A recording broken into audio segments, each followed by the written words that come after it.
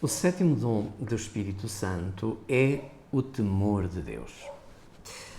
Não nos deixemos enganar pelas palavras e pela expressão que pode ser até equívoca. Falar em temor de Deus dá a impressão que pode ser um sentimento de termos medo diante da omnipotência de Deus, um sentimento que nos faz tremer diante da grandiosidade de Deus. O sentido maior do temor de Deus não é exatamente esse significado. O temor de Deus é, em última análise, a maior proximidade de Deus, a expressão da confiança plena no amor de Deus, que, sendo omnipotente, se faz próximo através de todo um caminho para chegar ao coração do homem, enviando o seu Filho, dando-nos o Espírito Santo.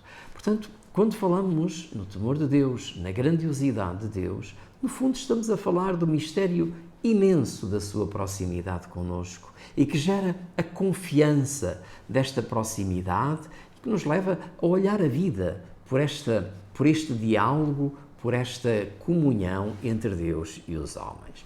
As Sagradas Escrituras é verdade que evidenciam também uma relação com Deus onde às vezes de facto é o medo que parece imperar. Reparemos o que acontece no quadro da narrativa do Gênesis, do pecado, da queda de Adão e Eva. Depois do pecado, o homem tem medo de Deus, esconde-se, porque pressente a presença de Deus que vem visitar o jardim. Onde estás? Tinham-se escondido porque tinham vergonha, estavam nus. O pecado fez-lhes perder a confiança com Deus. Então esconderam-se. Também, por exemplo, se pegarmos na parábola dos talentos que Jesus nos narra, vemos que, a dada altura, aquele que só tinha um talento escondeu o talento por medo do seu senhor, para não o perder e não o pôs a render.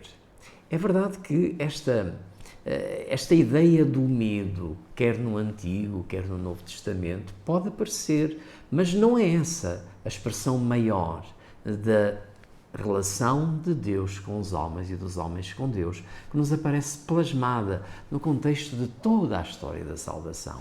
Porque a grande verdade que resulta é esta história de amor de Deus que vem até nós. Deus amou de tal maneira o mundo, amou-nos de tal forma que nos deu o seu Filho unigênito, que nos deu Jesus Cristo, que nos enviou o Espírito Santo. Ora, todo o caminho, toda a relação de Deus em relação ao homem é de proximidade, é de descer à sua história, é de se fazer um connosco, de caminhar connosco. E precisamente essa grandeza de Deus que contemplamos há de nos fazer olhar para Deus Todo-Poderoso, mas imensamente próximo. Então, a grandeza de Deus não nos afasta dele. A grandeza de Deus comunica-nos este deslumbramento da alma, este inebriamento do nosso espírito. Diante de Deus, sentimos-nos, isso sim, a experiência que fazemos é da nossa pequenez. Somos pequeninos diante de Deus, somos pequenos filhos diante da grandeza do Pai. Quando falamos em temor de Deus, é aqui que nos situamos. A grandiosidade de Deus, a maravilha do seu amor e, ao mesmo tempo, a debilidade, a pequenez da nossa vida. Porém, a nossa fragilidade, o nosso pecado não nos impede da comunhão com Deus. E lá onde se afirma a nossa pequenez, o nosso pecado, reafirma-se e mais se confirma a proximidade do nosso Deus, que vem ao nosso encontro para nos dar a mão, para nos recuperar, para nos regenerar, para nos fazer reencontrar o caminho para a casa do Pai. Então, claramente, o temor de Deus é a proclamação desta grandeza de Deus, do reconhecimento da minha pequenez. Diante de uma grandeza assim, há um estremecimento de alma. Porém, há a descoberta de que a minha vida nele encontra o sentido maior. Por isso, como diz o apóstolo, já somos filhos de Deus, mas ainda não se manifestou plenamente o que havemos de ser, porque um dia seremos tudo nele. Ora bem, este Deus imenso, este Deus grandioso e omnipotente, é um Deus que nos vocaciona, afinal, à comunhão plena com Ele.